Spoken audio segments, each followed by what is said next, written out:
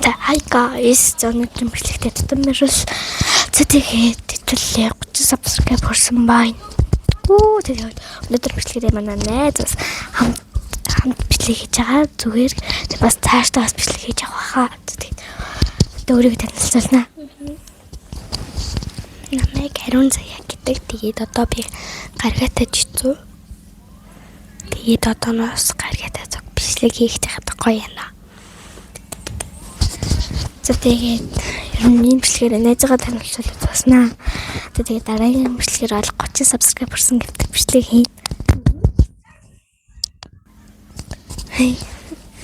Тэгээд дараагийн бичлэгээр 30 subscribe хүрсэн бичлэгийн гаргаа одоо 31 subscribe байгаа. Тэгээд 30 subscribe тай болоо гэсэн бичлэгийн дараагийн бичлэгээр болцсноо. Тэгээд дараа нь 4 subscribe нэвчвэл 35 болоо. Бас нэг их тоо амар их тоостой.